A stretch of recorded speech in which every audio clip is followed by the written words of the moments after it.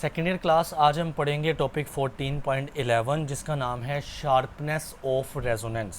जी तो बेटे इससे पहले मैं रेजोनेंस का प्रोसेस समझा चुका हूँ। आपको चाहिए पहले वो लेक्चर सुने देन इस पे आना है, ठीक है। शार्पनेस का मतलब होता है तेज़ करना, ठीक है।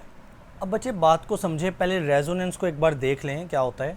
हमने पढ़ा था कि हमारे पास कोई सिस्टम जब ओसिलेट करता है यानी वो वाइब्रेट करता है ना, ओसिलेट करता है, तो उसकी एक फ्रीक्वेंसी होती है जिसको हम उसकी नेचुरल फ्रीक्वेंसी बोलते हैं, नेचुरल फ्रीक्वेंसी।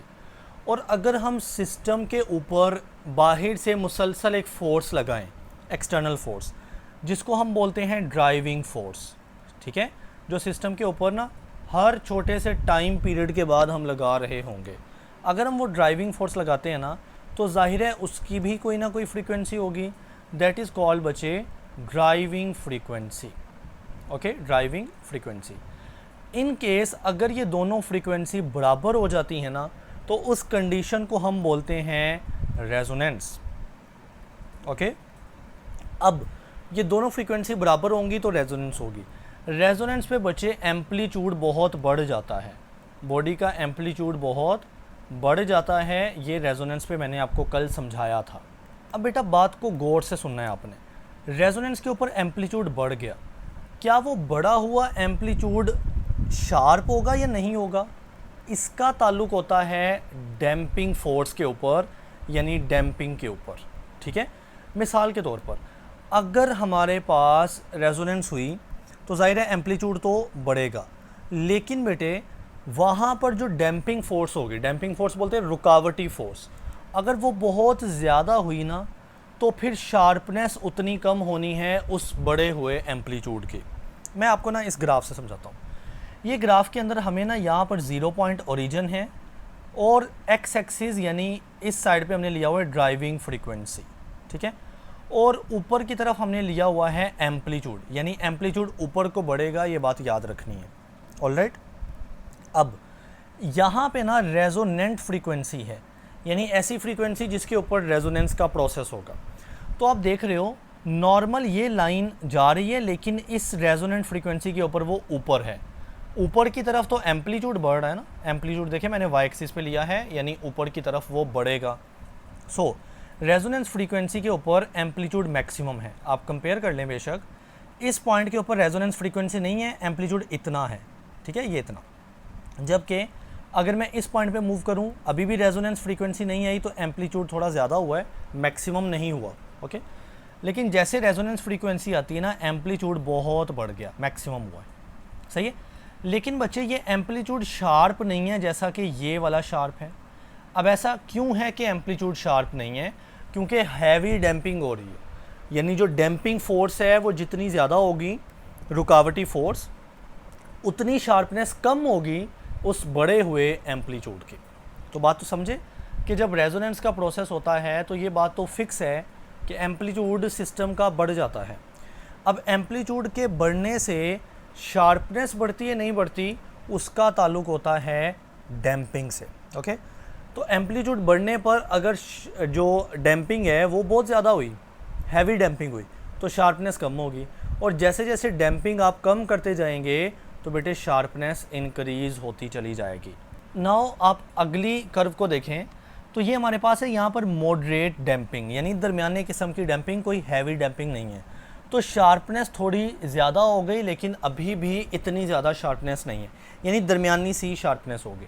लेकिन अगर लाइट यानी बहुत हल्की सी डैम्पिंग हो तो बच्चे यहाँ पर एम्पलीट्यूड ऊपर को जाना ना, एम्पलीट्यूड बड़ा है और आप देखें वो कितना शार्प हो गया है, कितना नोकीला तेज़ हो गया है। तो ये बात है शार्पनेस ऑफ रेजोनेंस, यानी रेजोनेंस शार्प होगा, इसका ताल्लुक होता है रेजोनेंस के ऊपर जो एम्पलीट्यूड का बढ़ना है ना, बढ़ा हुआ एम्पलीट्यूड, वो शार्पनेस होगी उसमें या नहीं होगी, इसका ताल्लुक होता है डैम्पिंग से। जितनी ज़्यादा डैम्पिंग हुई ना शार्पनेस उतनी कम होती जाएगी। तो बच्चे ये सारी चीज़ें ना आपको यहाँ से लेकर यहाँ तक मिल जाएंगी, जहाँ पे लिखा है ना एम्पलीट्यूड फ्रीक्वेंसी ग्राफ। एम्पलीट्यूड आपने वाई एक्सिस पे ऊपर की तरफ लिया है और फ्रीक्वेंसी आपने एक्स एक्सिस यहाँ पर ली है। रेजोनेंस फ्रीक्वेंसी के ऊपर आप देख रहे हो एम्पलीट्यूड मैक्सिमम है, लेकिन वो कितना शार्प है उसका ताल्लुक है डैम्पिंग के साथ, ओके। नाउ हम जो है ना इस इफ़ेक्ट ऑफ डैम्पिंग, ये जो डैम्पिंग का इफ़ेक्ट है और उससे शार्पनेस का क्या ताल्लुक़ है, हम इसको ऑब्ज़र्व करते हैं कैसे, एक एक्सपेरिमेंट से मैं वो समझाता हूँ। जी तो बच्चे, अब आपने सबसे पहले ना एक रॉड ले लिया और उसके साथ आपने ना सिंपल पेंडुलम अटैच करने हैं। ओके बच्चे, मैंने यहाँ पे ना 2 पेंडुलम जोड़ दिए हैं। आपको पता है ये पेंडुलम के साथ ये जो मैश जुड़ा होता है ना, इसका नाम होता है बोब, ठीक है, पेंडुलम का बोब। अब देखिए मैंने ना दोनों पेंडुलम की लेंथ सेम ली है। आपको शायद थोड़ा सा फ़र्क आ रहा होगा, लेकिन इमेजिन करें सेम है, क्योंकि बनाने में थोड़ा बहुत आ जाता है, लेकिन लेंथ बहरहाल मैंने बनाई है सेम। ओके, अगली बात, ये जो बोब है इसका साइज़ भी सेम मैंने बनाया है, जितना ये है उतना ही ये साइज़ का है, बट फ़र्क है इनके मैस के अंदर। एक जो बोब है उसका मैस मैंने हल्का यानी लाइट मैस लिया है, लाइट मैस यानी हल्के मैस वाला बोब, और एक बोब ये वाला है हैवी मैस वाला यानी भारी बोब। जो हल्का मैस है वो हो सकता है वो पिथ बॉल हो। पिथ एक मटेरियल समझ लें जो कि बहुत हल्का होता है, और जो दूसरी ये हैवी मैस वाली बोब है ना, ये लेट सपोज़ लेड का बना हुआ बोब है, बोब, ठीक है, जो यहाँ पे बोब लिखना था मैंने, जो कि हैवी, ठीक है, तो ये हैवी होता है लेड बोब और ये हल्का होता है पिथ बॉल। अब बच्चे मैंने एक थर्ड पेंडुलम भी बनाया है, जो कि बेसिकली जिसको मैं ना वाइब्रेट करूँगा या ओसिलेट करूँगा, और उसकी ओसिलेशन से इस रॉड के अंदर वाइब्रेशन पैदा होगी, और उस वाइब्रेशन से ये दोनों पेंडुलम मूव करेंगे या ओसिलेट करेंगे, ठीक है। ये बिल्कुल पिछले लेक्चर में ऐसा एक्सपेरिमेंट मैंने करवाया हुआ है। आप देखें मैंने ये जो थर्ड पेंडुलम बनाया ना, इसकी जो लेंथ है वो इन दोनों के जितनी बनाई मैंने। अब क्या होगा सुनिएगा, जब ये वाइब्रेट करेगा तो जाहिर है इसकी कोई ना कोई फ्रीक्वेंसी होगी। अब चूंकि इन तीनों की लेंथ सेम है, हमने पढ़ा था ना कि फ्रीक्वेंसी डिपेंड करती है लेंथ के ऊपर लास्ट लेक्चर में, यानी फ्रीक्वेंसी का ताल्लुक होता है लेंथ के ऊपर, ठीक है। तो चूंकि लेंथ सेम है, लिहाजा जो ये वाइब्रेट कर रहा है इसकी फ्रीक्वेंसी इस रोड को ट्रांसफ़र हो जाएगी, और उस रोड से इन दोनों बॉब्स को ट्रांसफ़र हो जाएगी फ्रीक्वेंसी, और ये दोनों वाइब्रेट करेंगे, लेकिन इनके एम्पलीट्यूड में फ़र्क आएगा। एम्पलीट्यूड में कैसे फ़र्क आएगा? जो लेड बॉब है ना वो बहुत हैवी यानी भारी होता है, तो बच्चे उसका एम्पलीट्यूड बहुत ज़्यादा होगा। ये अगर आगे पीछे वाइब्रेट कर रहा है ना स्क्रीन के बाहर और स्क्रीन के अंदर, तो मैं इसको ना ऐसे बनाता हूँ राइट लेफ़्ट पे, तो इसका एम्पलीट्यूड इधर जाएगा ज़्यादा होगा, ये इधर आएगा ज़्यादा होगा, लेकिन बहरहाल वाइब्रेट करते हैं ये स्क्रीन के अंदर स्क्रीन के बाहर, जो कि मैं बना नहीं सकता। लेकिन जो लाइट मैस वाला बॉब है ना, चूँकि वो हल्का है तो उस पर डैम्पिंग बहुत ज़्यादा होगी। डैम्पिंग यानी जो एयर रेजिस्टेंस है, हवा की रुकावट है, वो इस हल्के से बॉब को काफ़ी ज़्यादा डैम्प करेगी, जिसकी वजह से इसका जो एम्पलीट्यूड है वो छोटा होगा इस तरह से, ठीक है। सो एम्पलीट्यूड का ताल्लुक समझ आइए कि डैम्पिंग से होता है, यानी अगर डैम्पिंग ज़्यादा हुई, जैसा कि हल्के मैस के ऊपर ना ज़्यादा हवा जो ना रुकावट पेश करेगी, रेजिस्टेंस पेश करेगी, तो उसका बच्चे एम्पलीट्यूड छोटा फील होगा, छोटा आएगा। लेकिन जो भारी हैवी मैस है जैसा कि लेड का बॉब, तो उसका मैस क्या है ज़्यादा, इस वजह से उसका एम्पलीट्यूड भी ज़्यादा होगा, यानी उस पर कोई इतना हवा का रुकावटी असर नहीं होगा। बहरहाल मैंने ये इतना पढ़ा दिया है, आप ये देखिएगा सेम टू सेम बातें लिखी हुई हैं। जी तो बच्चे अब हमारे पास है application of resonance and standing waves.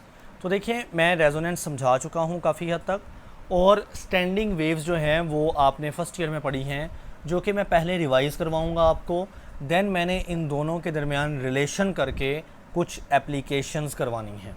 जी तो बच्चे पहले हम इस स्टैंडिंग वेव्स को रिवाइज़ कर लेते हैं। आपको याद है स्टैंडिंग वेव्स का ही दूसरा नाम आपने पढ़ा था स्टेशनरी वेव्स, इसको बोलते हैं स्टेशनरी वेव्स। आइए पहले इसको रिवाइज़ कर लें। स्टेशनरी वेव्स होता क्या है? देखिए ये मेरे पास एक ए वेव मैंने बनाई है और दूसरी मैंने बी वेव बनाई है। आप देखिए मैंने दोनों की फ्रीक्वेंसी सेम ली है ना, यानी ऐसा तो नहीं है कि एक वेव इस तरह ज़्यादा एक सेकंड के अंदर ज़्यादा वेव्स पैदा हो रही हैं तो उसकी ज़्यादा फ्रीक्वेंसी होती है ना, ऐसा मैंने नहीं बनाया। मैंने सेम फ्रीक्वेंसी ली है, यानी इन दोनों वेव्स की क्या है, फ्रीक्वेंसी सेम है। और अगर आप नोट करें मैंने इनका एम्पलीट्यूड भी सेम रखा है। एम्पलीट्यूड होता है ना ये जो रेस्ट पोजीशन होती है उससे डिस्टेंस, तो इधर भी उतना है और इधर भी सेम टू सेम है, यानी इनका एम्पलीट्यूड भी क्या है, सेम। लेकिन जो इनका फ़र्क होगा वो इनकी डायरेक्शन का फ़र्क होगा, यानी एक वेव राइट साइड की तरफ अगर जा रही हुई ना, तो दूसरी वेव जाएगी इस तरह से लेफ़्ट साइड की तरफ, ओके, ऑपोजिट डायरेक्शन। तो ये बात लिख लेते हैं, फ्रीक्वेंसी इनकी सेम है बट इनकी जो डायरेक्शन है वो क्या है, ऑपोजिट है, ऑपोजिट डायरेक्शन है, ठीक है। अब अगर ये आपस में इंटरफेरेंस कर जाएं, यानी आपस में मिल जाएं, सुपरपोजिशन कर जाएं, तो इससे पैदा होती हैं स्टेशनरी वेव्स, ठीक है। इससे क्या पैदा होंगी, स्टेशनरी वेव्स पैदा हो जाएंगी। अब स्टेशनरी वेव्स में इस तरह के पॉइंट्स होते हैं, ऐसी ये वेव्स होती हैं, इसमें इस तरह के पॉइंट्स होते हैं जो कि नोड्स और एंटी नोड्स कहलाते हैं। ये जो पॉइंट है जो कि मीन पोजीशन पे रहते हैं, यानी जो कि डिस्प्लेसमेंट बेसिकली कवर ही नहीं करते, ज़ीरो डिस्प्लेसमेंट शो करते हैं, they are called as nodes, okay. इन पॉइंट्स को हम नोड्स का नाम देते हैं। लेकिन ये जो पॉइंट हैं जो मैक्सिमम डिस्प्लेसमेंट कवर कर चुके होते हैं, इनको बच्चे हम नाम देते हैं एंटी नोड्स का, नीचे वाले भी, ओके। इन पॉइंट्स का हम क्या नाम देते हैं, एंटी नोड्स का। तो बेसिकली जो स्टेशनरी वेव है उसकी पहचान ही यही होती है कि उसमें दो डिफरेंट कैटेगरी के पॉइंट होते हैं, one is the node point and other one is the anti node point. तो ये सारा रिवीजन है हमारा किसका, स्टैंडिंग या स्टेशनरी वेव का। मैं आपको एक छोटी सी वीडियो में ये दिखा देता हूँ जी। तो बेटे आप इस वीडियो में ऑब्ज़र्व करेंगे स्टैंडिंग वेव्स को। ये जो आपको ब्लू सी एक वेव नज़र आ रही है, ये एक वेव है, और ये जो आपको नज़र आ रही है रेड सी वेव, ये दूसरी वेव है। अगर आप नोटिस करें तो बच्चे इनकी फ्रीक्वेंसी हमने सेम ली हुई है, बट जब ये ट्रैवल करेंगी ना तो ये ऑपोजिट डायरेक्शन में ट्रैवल करेंगी, सही है, और आपस में ये मिल रही हैं, जिसकी वजह से ये जो ब्लैक वेव पैदा हो रही है ना, ये हमारे पास एक स्टेशनरी वेव है। आप इन पॉइंट्स को देखें, जो रेड पॉइंट है ना, ये वाला और ये वाला, ये तो मूव ही नहीं करेंगे, यानी ये नोड्स के पॉइंट होते हैं जो कि बिल्कुल ज़ीरो डिस्प्लेसमेंट पे रहते हैं। जबकि ये जो पॉइंट ऊपर है जहाँ पे मैं अपना कर्सर मूव कर रहा हूँ, ये अगले लम्हे पॉइंट नीचे आएगा, यानी ये पॉइंट होता है एंटी नोड का पॉइंट, जिसका डिस्प्लेसमेंट मैक्सिमम रहता है और वो मूव करते हैं। तो आप देखें ये नीचे आ रहा है और फिर ऊपर जा रहा है, जबकि रेड पॉइंट ऐसे नहीं है, रेड पॉइंट हमेशा फिक्स्ड रहते हैं, दे आर कॉल्ड नोड्स। और ये जो पॉइंट है जो ऊपर और नीचे मूव करेंगे, ये बेसिकली एंटी नोड्स होते हैं। तो एक स्टेशनरी या स्टैंडिंग वेव्स की पहचान ही यही होती है। अगर आप बाकी दोनों वेव्स को कंपेयर करेंगे ना, तो ऐसे पॉइंट नहीं मिलेंगे आपको। हाँ, उनकी शेप ऐसी ऊपर जाने वाली नीचे वाली है, लेकिन उनके ऐसे पॉइंट नहीं होते जो हमेशा फिक्स रहते हैं, वो पूरी वेव ही ट्रैवल कर रही है अगर आप गौर करें। लेकिन स्टेशनरी वेव में कुछ पॉइंट आपको फिक्स रहेंगे और कुछ मूव करेंगे, ये फ़र्क होता है नॉर्मल वेव और स्टेशनरी वेव के अंदर। तो बहरहाल आई होप आपको क्लियर हुआ होगा, स्टेशनरी वेव का कॉन्सेप्ट बेसिकली रिवाइज़ करवाया है। रेजोनेंस का मैंने आज के लेक्चर में भी करवाया, पिछले लेक्चर पूरा रेजोनेंस के ऊपर था ना। अब इनकी एप्लीकेशन देखते हैं बच्चे। 3 एप्लीकेशन हमने समझनी है, जिसमें रेजोनेंस का फिनोमिना और स्टेशनरी वेव का फिनोमिना, इन दोनों के दरमियान रिलेशन समझेंगे। पहली जो एप्लीकेशन यहाँ से शुरू हो रही ना, that is the Rubens tube. आइए देखते हैं। अब बच्चे सबसे पहले क्या होती है रूबेन ट्यूब, सारा समझाऊंगा, लेकिन पहले ये देखते हैं कि इसको हम समझ क्यों रहे हैं या इसके पढ़ने का मकसद क्या है। बच्चे हम यहाँ पर स्टैंडिंग वेव्स समझेंगे, ये जो स्टेशनरी वेव्स है ना, स्टैंडिंग वेव्स, लेकिन कौन सी, अकाउस्टिक यानी आवाज़ वाली। मैं आपसे पूछता हूँ, क्या आपको आवाज़ की वेव नज़र आती हैं? जैसा कि मैं बोल रहा हूँ मेरी आवाज़ की वेव्स आप तक आ रही है ना, क्या वो नज़र आ रही है आपको? नेवर। लेकिन अगर उसको देखना हो तो फिर हम रूबेन ट्यूब इस्तेमाल करेंगे, यानी ये एक विजुअल करने का ऑपरेटस है, यानी दिखाने का ऑपरेटस है। और ये किसको दिखाता है? अकाउस्टिक यानी आवाज़ की स्टैंडिंग या स्टेशनरी वेव्स को। जी तो बेटे सबसे पहले देखें, इसका नाम से ज़ाहिर है रूबेन्स ट्यूब। ये जो रूबेन्स लफ्ज़ है ना, ये साइंटिस्ट के ऊपर है जिसने इसको डिस्कवर किया था। तो रूबेन्स ट्यूब इस तरह की एक लॉन्ग ट्यूब होती हैं, और बेसिकली बेटा ये मेटालिक ट्यूब है, यानी ये मेटल की बनी एक ट्यूब होती है, ठीक है। अब इसका ये जो टॉप साइड है ना, टॉप ऊपर वाली, इसके अंदर कुछ होल्स यानी सुराख होते हैं, मैं बना लेता हूँ। जी आप देख सकते हैं मैंने इस तरह के ऊपर सुराख बना लिए हैं।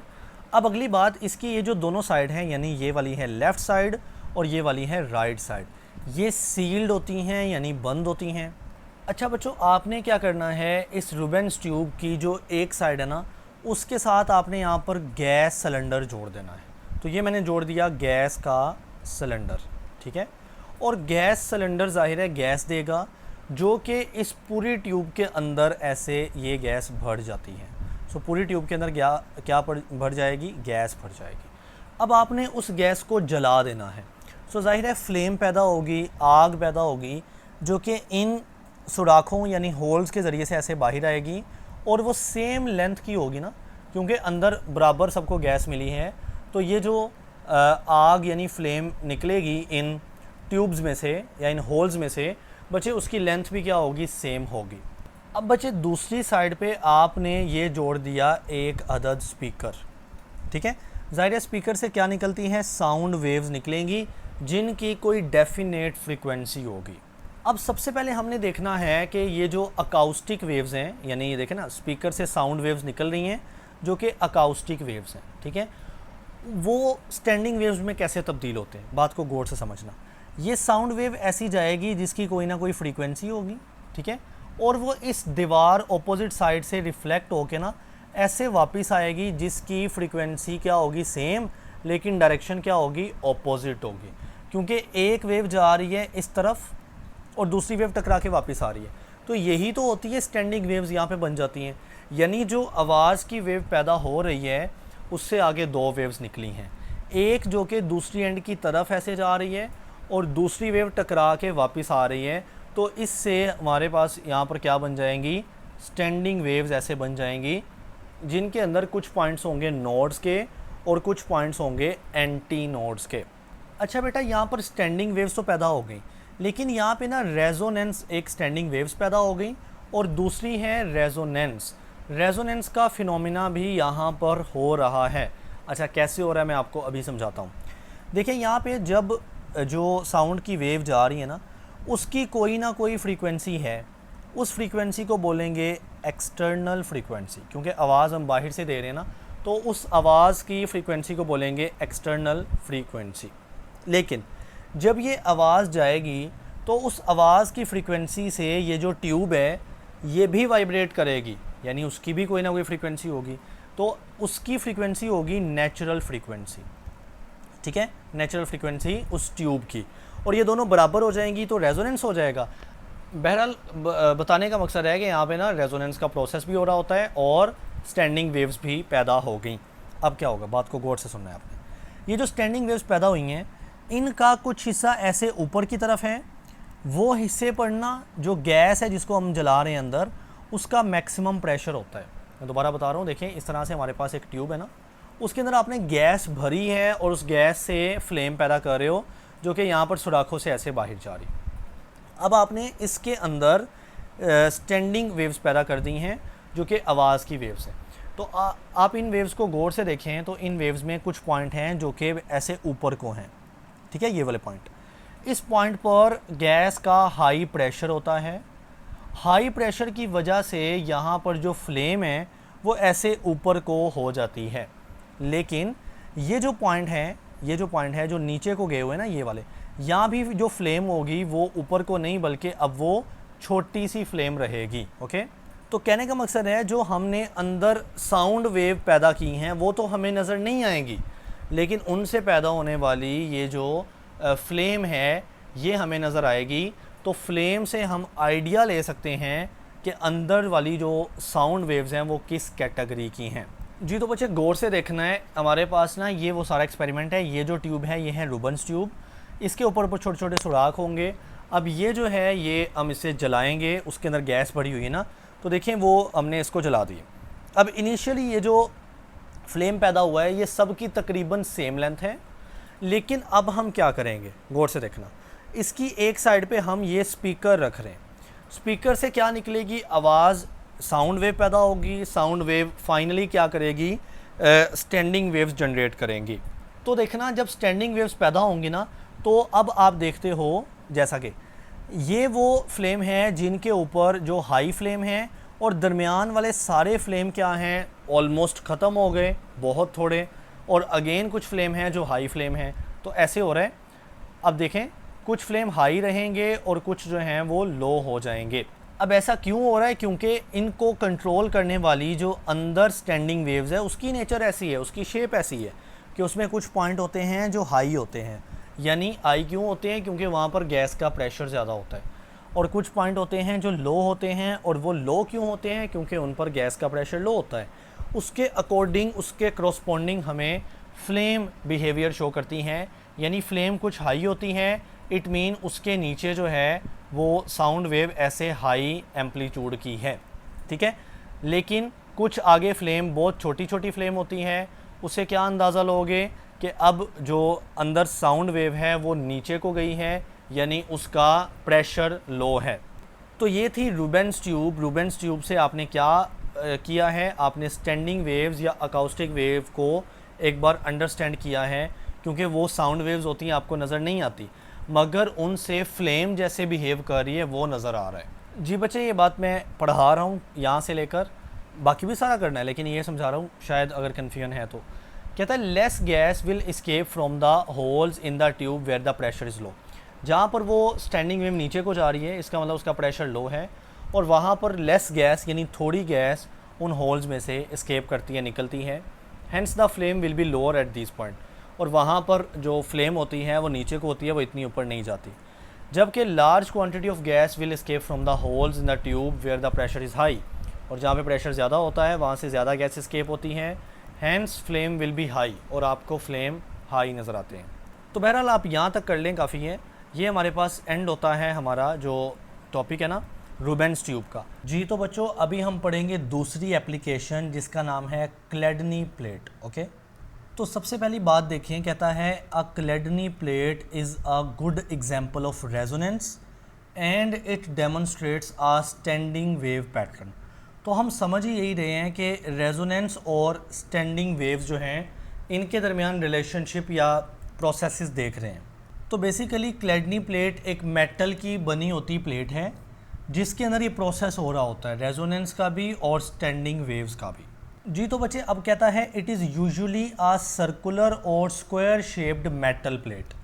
पहली बात कि ये मेटल की बनी होती एक प्लेट है, या तो इसकी शेप यहाँ पे जो ली है ये स्क्वायर डिब्बा है, यानी प्लेट इस तरह की स्क्वायर हो सकती है ऐसे, या फिर ये सर्कुलर भी हो सकती है, ठीक है, और मेटल की बनी होगी। आगे कहता है which is fixed horizontally to vibrator.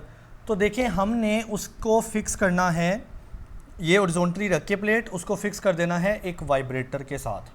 अब बेटा इसको वीडियो की शक्ल में समझते हैं। देखिए, ये हमारे पास ये जो प्लेट है मेटल की बनी हुई, ये है क्लेडनी प्लेट। हमने इस पे ये जो वाइट वाइट आपको नज़र आ रहा है ना, ये सैंड यानी रेत डाल देनी है। ओके, अब इसको नीचे से फिक्स किया होगा, तो अब अगर हम इसको ऑन करेंगे ना, तो क्या होगा कि सैंड बड़े ब्यूटीफुल पैटर्न में अपने आप को अरेंज करेगी। ओके, बात को आप समझना है गौर से। बच्चे, यहाँ पे ना स्टेशनरी वेव या स्टैंडिंग वेव्स पैदा हो रही हैं, और आप जानते हैं कि स्टैंडिंग वेव में एक पॉइंट होता है नोड और एक होता है एंटी नोड। तो बेसिकली हम क्या करते हैं, उस प्लेट के ऊपर सैंड ऐसे बिखेर देते हैं, ठीक है, और उसको वाइब्रेट करवाते हैं। जब हम उसको वाइब्रेट करवाते हैं तो उसमें पैदा हो जाती है स्टैंडिंग वेव्स। स्टैंडिंग वेव्स में कुछ नोड्स पॉइंट बनते हैं, इस तरह के, लेट सपोज ये पॉइंट नोड है, ये इस तरह से मैं बना रहा हूँ, ये नोड पॉइंट बने हैं, और बाकी एंटी नोड है।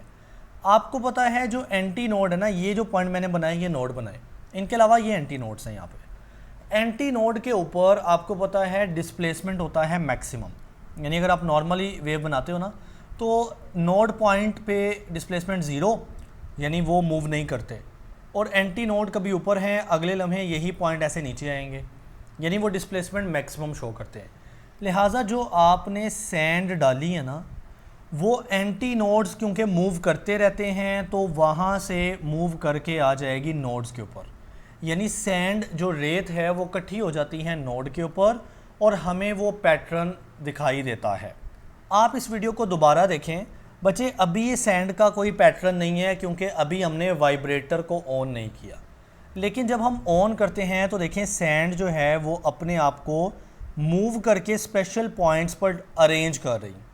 वो पॉइंट कौन से होंगे? वो नोड्स के पॉइंट होंगे जिन पर कोई डिस्प्लेसमेंट नहीं होता, ठीक है। जबकि एंटी नोड्स मूव करते हैं पॉइंट्स, तो वो रेत को, सैंड को इधर उधर मूव करवा देते हैं। अब यहाँ पर देखें, अब ये पैटर्न को गौर से आपने समझना है, ये पैटर्न अलग है और पिछला पैटर्न थोड़ा अलग होगा, ठीक है, अब मज़ीद आगे जाते हैं जी।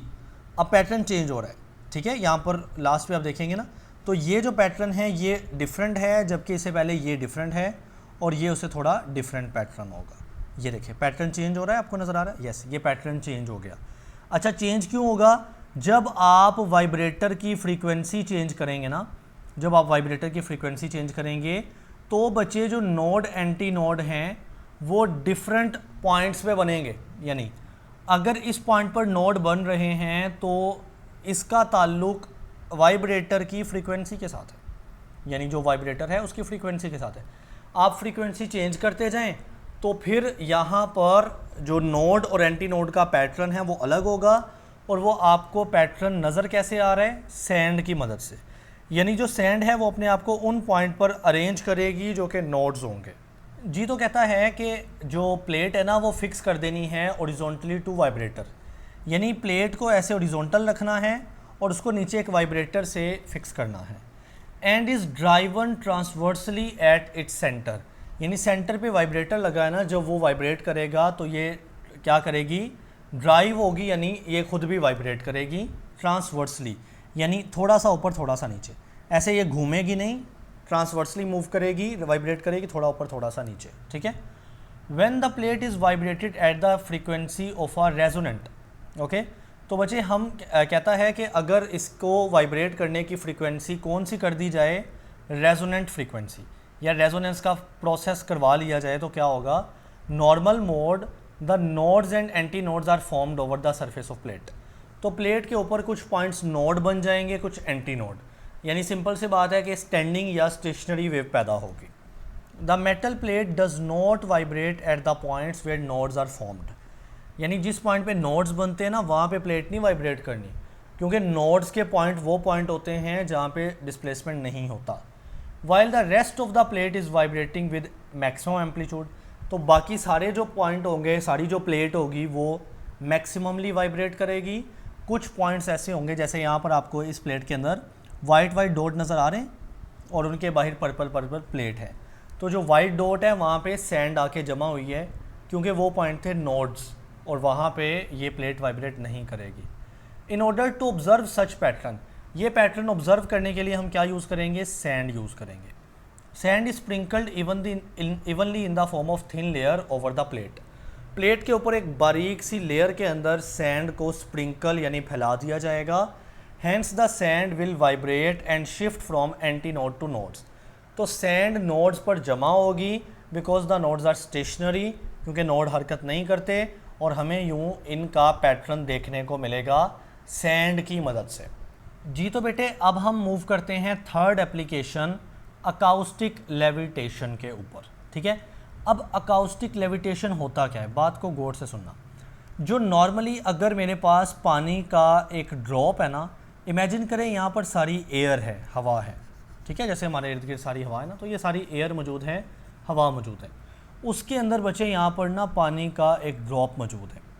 अब पानी का जो ड्रॉप होता है, जाहिर है उस पर कुछ तो ग्रेविटी लगती है ना, तो ग्रेविटी की वजह से वो नीचे गिर जाता है या नीचे आ जाता है। तो अगर मैं इसको हवा के अंदर सस्पेंड करना चाहूँ, यानी होल्ड करके रखना चाहूँ, तो इस प्रोसेस का नाम होता है अकाउस्टिक लेविटेशन। यानी ऐसा प्रोसेस है जो कि हल्के या छोटे मॉलिक्यूल्स को ना ग्रेविटी के अगेंस्ट, ग्रेविटी को समझ लो चैलेंज करते हुए हम हवा में सस्पेंड कर सकते हैं। इसी तरह से आपने ये चीज़ देखी होगी, इसको बोलते हैं ना स्टाइरोफोम। तो ये फोम भी बहुत हल्का होता है, इसके भी पार्टिकल्स को हम एयर के अंदर सस्पेंड कर सकते हैं। और बच्चे हमने कैसे सस्पेंड करना है? अकाउस्टिक कहते हैं आवाज़ की स्पेशल वेव्स, अकाउस्टिक मतलब आवाज़, तो हमने आवाज़ की वेव्स को यूज़ करते हुए इनको सस्पेंड करना है।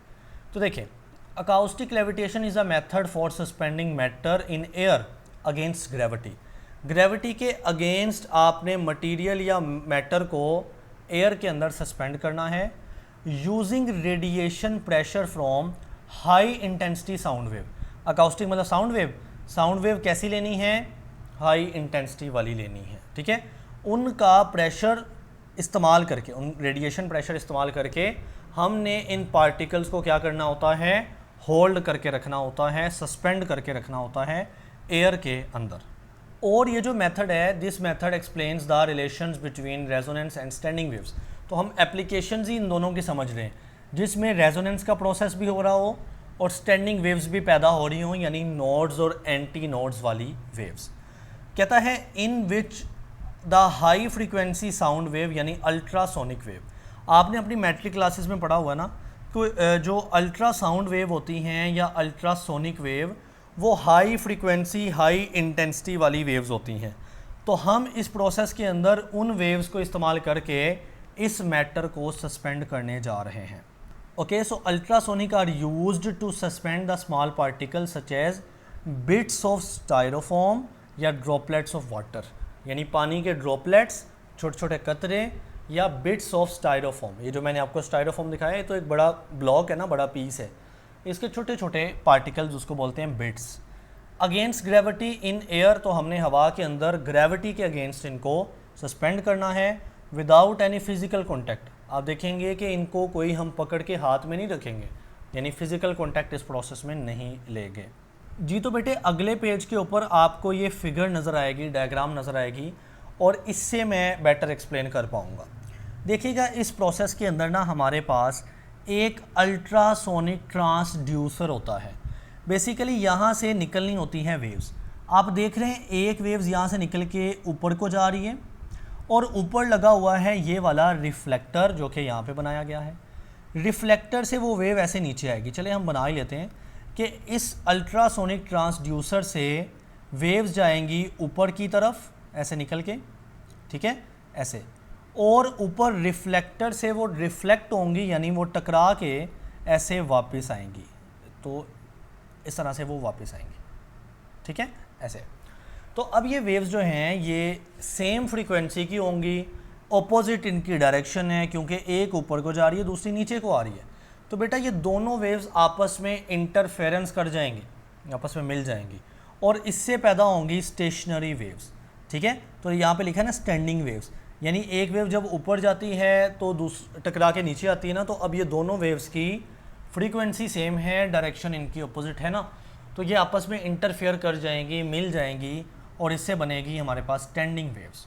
अब बच्चे जो स्टैंडिंग वेव्स बनी हैं, जाहिर है उनमें कुछ पॉइंट, जैसा कि ये पॉइंट हो गया, ये पॉइंट हो गया, या ये पॉइंट जिस पे ये बॉल है या छोटा सा ड्रॉपलेट है, ये पॉइंट है नोड्स, क्योंकि स्टैंडिंग वेव में कुछ पॉइंट नोड होते हैं और कुछ एंटी नोड। आपको पता है ना कि नोड के ऊपर प्रेशर बहुत कम होता है, लो प्रेशर, क्योंकि ये पॉइंट का कोई डिस्प्लेसमेंट, कोई मूवमेंट नहीं होती, तो इस पर प्रेशर बहुत थोड़ा होता है। जबकि एंटी नोड के पॉइंट के ऊपर प्रेशर बहुत ज़्यादा होता है। तो बच्चे अब यहाँ पर प्रेशर का डिफरेंस आ जाता है, यानी ये कुछ पॉइंट नोड्स हैं और उनके साथ ही कुछ पॉइंट एंटी नोड है। नोड ऐसे पॉइंट जिन पे प्रेशर कम और एंटी नोड जिस पे ज़्यादा। तो फिर ये प्रेशर के डिफरेंस की वजह से ये जो दरमियान में लिखा है ना फ्लोटिंग ड्रॉपलेट, यानी जो पानी का, वाटर का ड्रॉपलेट है या स्टायरोफोम के बिट्स हैं, पीसीज हैं, वो हवा के अंदर सस्पेंड कर जाते हैं। और वो किन पॉइंट पे सस्पेंड करेंगे, वो नोड के ऊपर सस्पेंड करते हैं। यहाँ पर आप देख सकते हो ये जो ड्रॉपलेट है ये इस सेंटर वाले पॉइंट के ऊपर है और इन पॉइंट को हम नोड कहते हैं। जबकि इस तरह की वेव है ना, ये जो सेंटर वाला पॉइंट होता है ना, ये नोड होता है, ये भी नोड है, और उनके दरमियान होता है ये वाला एंटी नोड पॉइंट, ठीक है, जहाँ पे मैक्सिमम डिस्प्लेसमेंट होता है। तो ये जो ड्रॉपलेट है ये आकर नोड के ऊपर रुकता है। जैसा कि जो क्लैडनी प्लेट थी ना, उसके अंदर सैंड कहाँ पे जमा हुई थी, नोड के ऊपर, क्योंकि कोई भी जो सैंड है या जो ड्रॉपलेट है ये वहाँ पे आएगा जहाँ पे इतना प्रेशर नहीं है, लो प्रेशर है, और लो प्रेशर आपको पता है नोड के ऊपर होता है। तो बच्चे आपने ये सारा पढ़ लेना है, ये वर्किंग में सारा कुछ लिखा हुआ है। अगर ये शॉर्ट आ जाता है तो आपको डायग्राम बनानी पड़ेगी। तो यहाँ पे लिखा है ना, एज अ रिज़ल्ट नतीजा क्या होता है, जो पार्टिकल्स है ना ट्रैप्ड एट द नोड, ये बात है कि पार्टिकल किस पॉइंट पे ट्रैप होंगे, नोड के ऊपर ट्रैप होंगे।